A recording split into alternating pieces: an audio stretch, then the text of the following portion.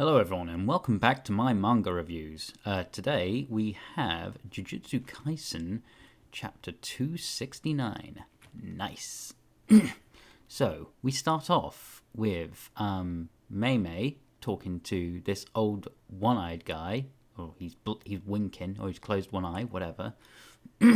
Just buying some sort of ultra sauce. So there's that. Chapter titles considerations, by the way. And then we immediately swap to where we left off with Maki being upset with Yuta, and he's back in his original body somehow. So she's still angry even though he's in his original body. And then we get to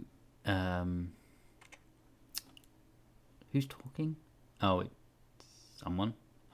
Whatever, they're trying to calm him down. Oh, it's Megami.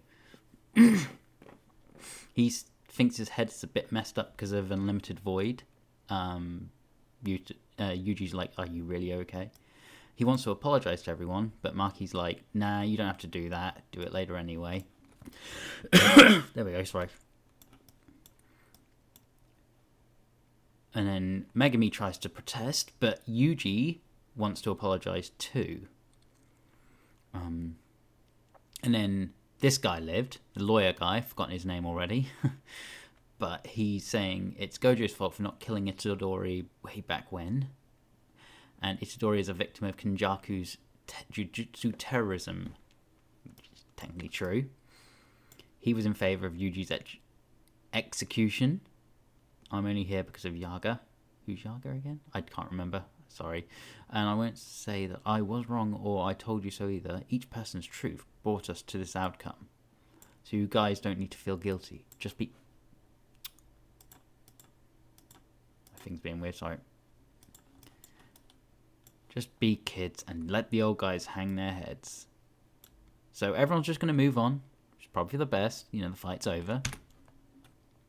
So we pop over to the next page. Panda's tiny, which is funny. So they ask how Yuta managed to return to his body.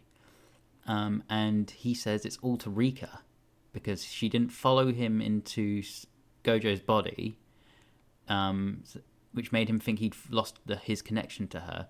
But in reality, she was using reverse curse technique to repair and sustain his body. Which Ieri had repaired. And when Kenjaku's curse technique burnt out due to the domain, he thought he was dead. It's very wordy. There was a minor miscalculation. Kenjaku was still alive, active after the opening of the domain. I suppose it was possible to somehow divide multiple curse techniques to continue functioning, probably through barrier techniques. A millenarian and a fresh copy won't be equally precise. Very wordy, very big words. After recovery of the curse technique, I was near death, and Rika was an external curse technique. We reconnected, and I survived. So it's all about Rika. Basically, got him to return to his body and recover the body. And here comes some more argument. The issue is that if you'd acted properly, we could have won more easily. This is Maki, by the way. Yeah, she's claiming they could have got the victory easier. You know, talking about if she'd done this surprise attack on Kenjaku, if there was a plan involving Higuruma's sword, oh, that's his name, Higuruma, combined with Toga's remote curse speech, we'd have won easily. And she's about to get climbed down because people are going to disprove her. Why does this always do this? So sloppy. And then you've got what's his name again? Toge? Whatever. He starts mentioning it's not possible to activate multiple instances of cursed speech simultaneously. Playing cursed speech from a recording counts as one instance, so only one voice recording is possible. But then you also have Todo, who points out that his Boogie Woogie can't target Maki because she's got no cursed energy. Even Okotsu Yuta pulling off the surprise attack without my assistance was risky. besides, Rika's strength was necessary for stopping cursed spirit manipulation from raging out of control. So everyone's basically shooting Maki's fairies down, which is fantastic. Then we get here, Tiny Panda again. And they pointed out that his cursed speech had reduced recoil because of the timing. And this is something I figured was the case. If they used it when Sukuna was stronger, it would have basically just killed him. So there you go. Sukuna was playing around. He could have killed me at any time. And if Yuta was around, he would have killed him instantly. So because there was no Yuta, he just messed around with Haguruma. I'll get his name eventually. Talking about cursed speech being easy to counter. I'm the one who decided to use it inside Akatsu's domain barrier without any external opponents, because harmful acts can't be done in his domain. Nonetheless, it's amazing that someone who became a sorcerer 2 months ago survived. Very confused at that one. Oh, hang on. See, I'll tell you, I'm getting really confused at who's who now. Who became a sorcerer 2 months ago? I was confused at that one. It could be referring to Yuji, I guess, or it could be the lawyer guy. But anyway, Maki's still not going to back down. She's still angry. Those foreign helpers, very, very rude. If they'd been there at the start, things would have been different. Yes, that's right. And then Yuta tries to argue back. They have a great dynamic, by the way. But they said they wouldn't come, and I said they might. But they came. Easy, Yuji trying to calm everyone down. And then we get to Yuta's cursed tool. That they're talking about this. The thing we were unsure if Yuji had managed to grow claws, or if it's confirming here that it was a cursed tool. Talking about how gloves might have worked, go to a hardware store, but it's nice to have a cursed tool, I suppose. But because of Yuta, we prevented Sukuna's second domain, and she's still arguing that it would have worked. They could have done it sooner. And then they were saying, I wasn't aware of this. Good thing waiting inside Rika was possible. They were waiting inside Rika? Maybe I wasn't paying attention. We were able to follow up with an attack immediately after Gojo and that drew, punctuation, there's a comma right there, and that drew Urame away from Sukuna early, and that's thanks to Akatsu.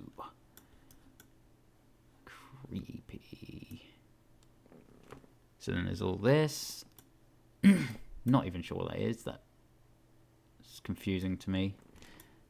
But it's Rika, I guess. But okay. I'm responsible too. I prepared with Miss May for Sukuna's domain, but I couldn't get hold of Chozo and Itadori. And I forget your name, Hikari or whatever, asks about it, but no, the problem was less distance than Sukuna's cursed energy. In the center of that domain, Sukuna's cursed energy was too strong, so I failed to lock onto their cursed energy.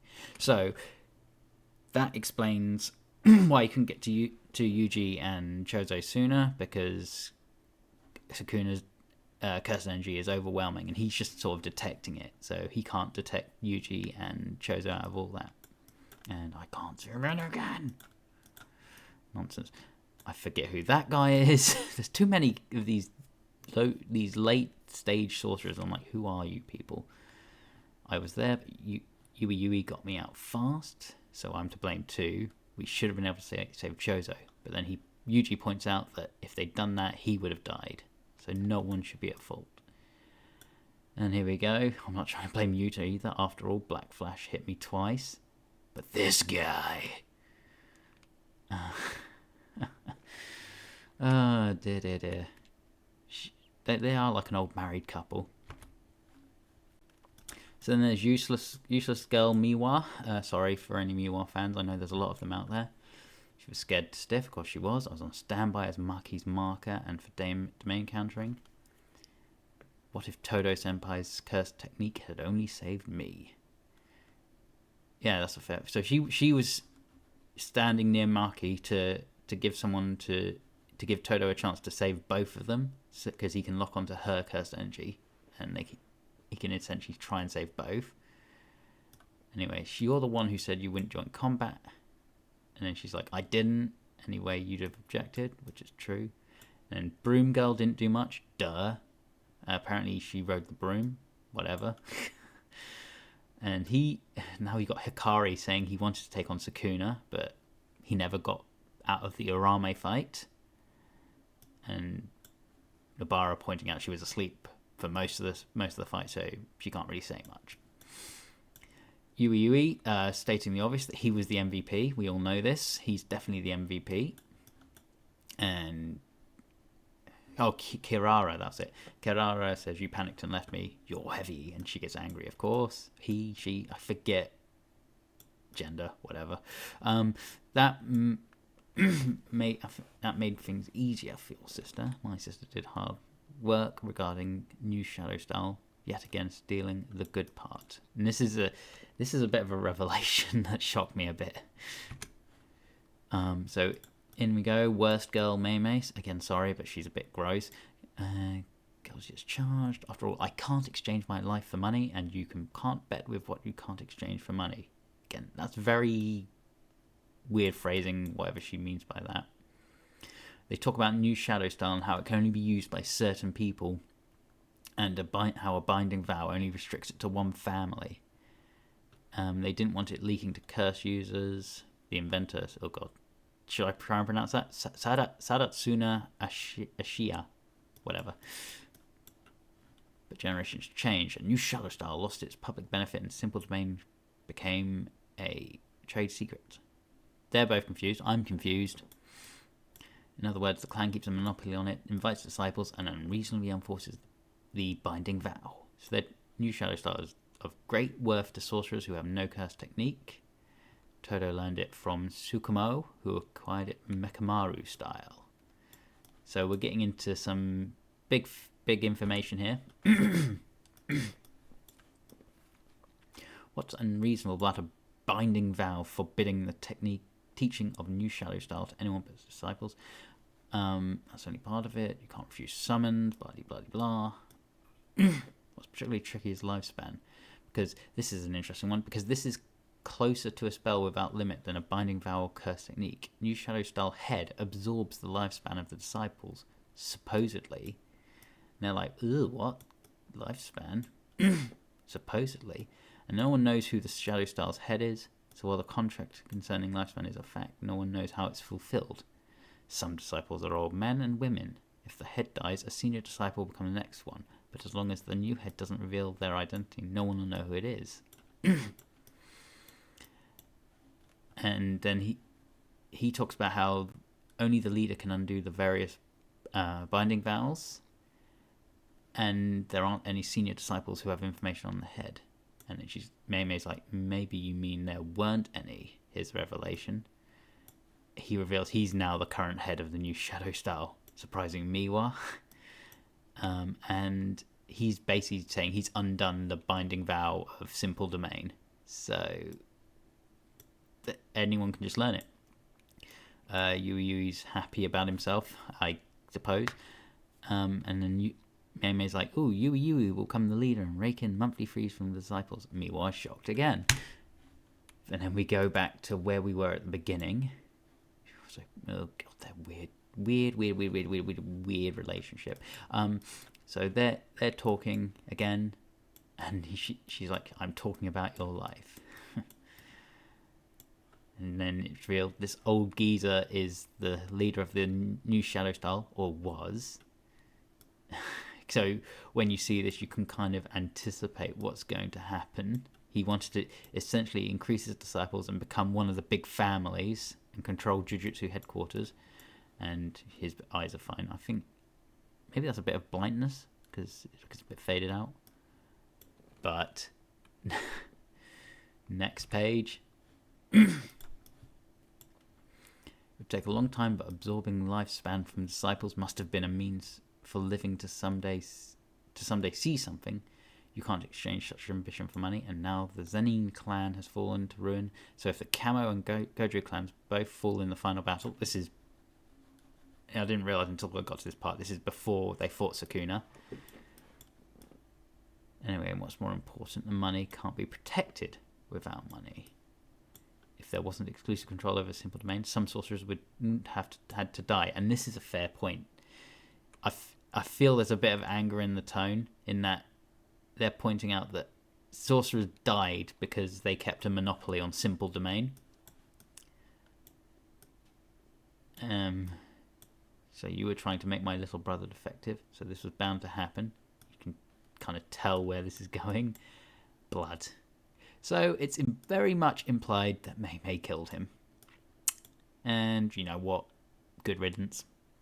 He doesn't sound like a nice guy. So that's the end of the chapter. Interesting. It'll be interesting to hear what you guys think, because I've been seeing a lot of reactions on Twitter and the like. Speaking of which, I'd like to try something new, and I want to actually check out Twitter and see what the top reactions are. So here we go. You got Mr. Ryan Estabrook saying, Yuta Nation, we did it. Very happy that Yuta's not only survived, but got back to his own body. This guy laughing at Hikari's idea that he wanted to fight Sukuna. And didn't really get what this person's angry about. It's still alive, and my Gojo Chozo and Gojo are dead. So are you referring to him? Are you referring to Mei Mei? This goofy ass... Oops.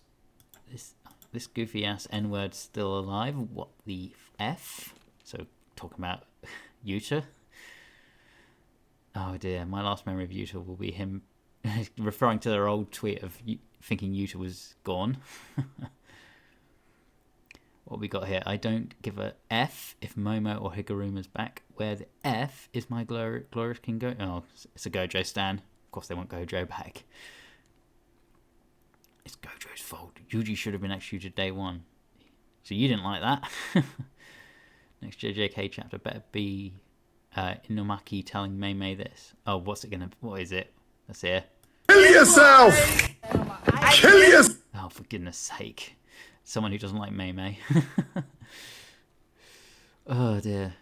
Someone happy about Yuta. I thought there was a lot of anger about this chapter. Certainly when I looked through YouTube videos, people were certainly upset. Someone talking about these people who did nothing. Okay, setting up a part 2 versus Fujimoto, setting up a part 2. Dear. Alright, I think that will do. I'm not seeing any anger, which is interesting. I thought there was some anger. Guess not. But if you look at... I'm going to have a quick look at YouTube, actually, because I'm pretty sure 100,000%. If I look at JJK 269... My thoughts, leaks... What the? Corrections and ending, explained. Sequel is confirmed. Wow. I'm wrong. I was sure I saw a lot of hate about... Oh, there you go. What WTF is this chapter? I knew some people were angry. Leaks starting. Sukuna's death. Well, no, that's old. 2 weeks ago. I'm getting too far now. Alright. I think I'll end it there. Alright, thanks for watching, guys. And as always, let me know what your thoughts in the comment. Do you like going over Twitter comments? What do you think of that chapter? See you next time.